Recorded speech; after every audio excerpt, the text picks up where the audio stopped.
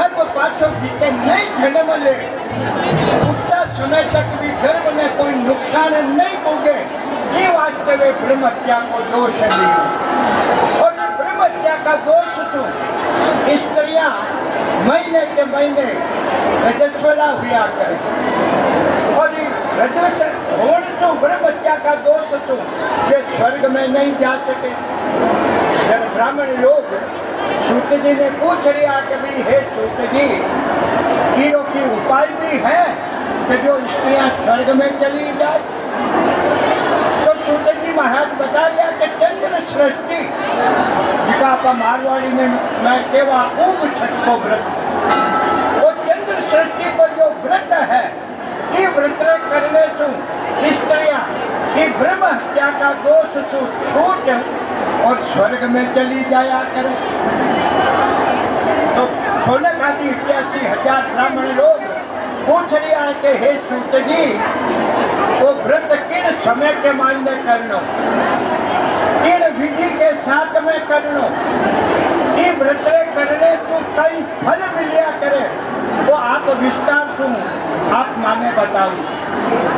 तो सूत जी बता दिया कि भाई हे ब्राह्मणों, भाद्रपद भादवा का महीना के मायने कृष्ण पक्ष अंधारा पक्ष के मायने षष्ठी छठ के दिन वो चंद्र सृष्टि को व्रत की हो जाया करे। और आप देखो कई बार वो चंद्र सृष्टि को व्रत पाचम में आ जावे। वो पाचम में आने को मतलब है कि पाचम के मायने छठ को चंद्रमा उग जाए।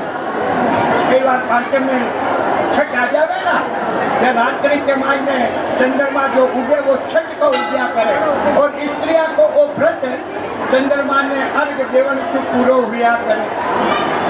तो भादवा का अंधारा पक्ष में छठ के दिन वो व्रत करनो, और ये व्रत की करण की जो विधि है, छठ के दिन प्रातःकाल सुबह का समय में जल्दी बेड को उठ और आपकी नित्य की क्रिया विश्व निवड़ स्नान कर और भगवान ने प्रार्थना करनी कि हे प्रभु, आज मैं चंद्र सृष्टि को व्रत करूंगा, ये वास्ते बिना विघ्न के आप हमारा ये व्रत में पूरा कराओ, और दिन भर निराहार रहो, कोई भी आहार नहीं करना। और संध्या का समय में सूर्य नारायण भगवान जब अस्त हुए, उनसे पहले माता सुधो स्नान करना, दुपयोरा नया वस्त्र पहनना और लाल चंदन ले और सूर्य भगवान को पूजन करना। और पूजन क्रिया के बाद में जैसी आपकी शक्ति ताकत हुए, ऐसो वो लाल चंदन मुंडा के मान में पाछनो, उबो रेवण की श्रद्धा हुए तो उबा उबा पाछो, उबो रेवण की श्रद्धा नहीं है तो नीचे बैठ और पाछो, कितनी दूर तक जितने चंद्रमा जी उदय नहीं हुए। चंद्रमा जी उदय हो जावे उन समय के मायने पाछो चंद्रमा जी ने अर्घ देवनो और वो व्रत करनो। ये व्रत करने से स्त्रिया के जो ब्रह्मत्या को दोष है वो दोष दूर हो जाया करे।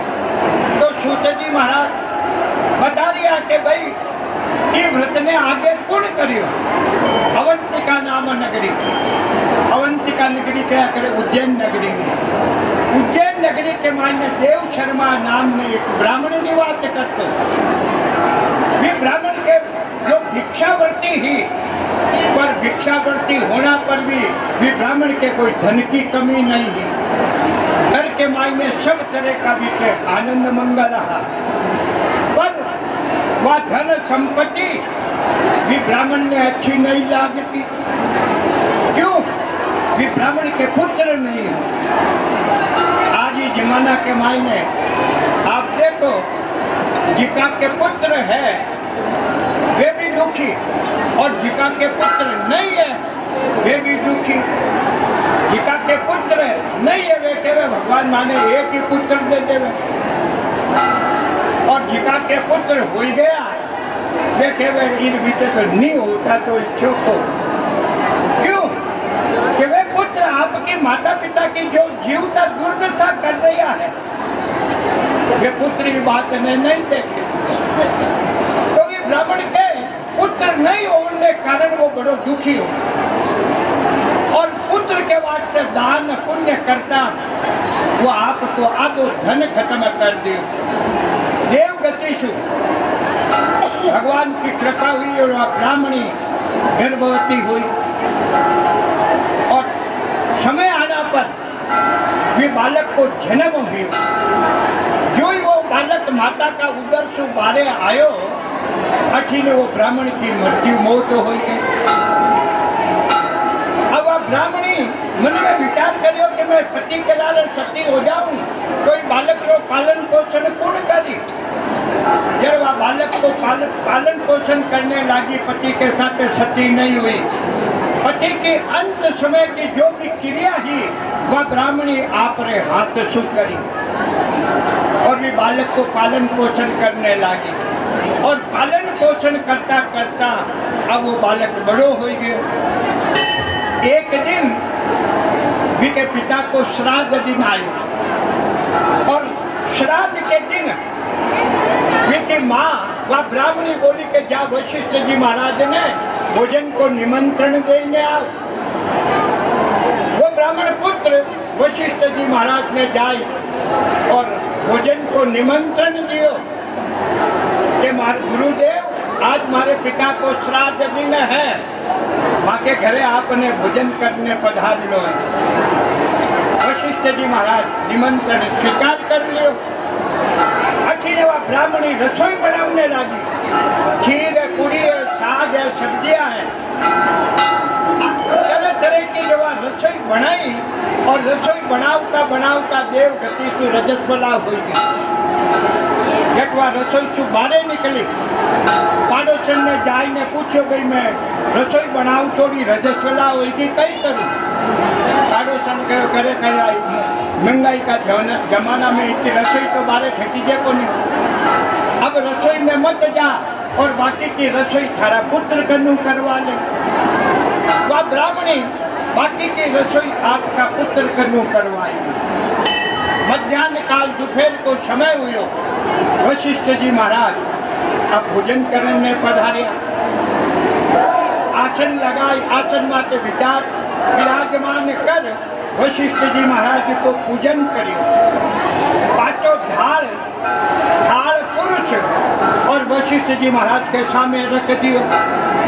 वशिष्ठ जी महाराज भगवान के भोग लगाया बिना भोजन नहीं करता। वे भगवान ने याद किया प्रभु भोजन रोगो।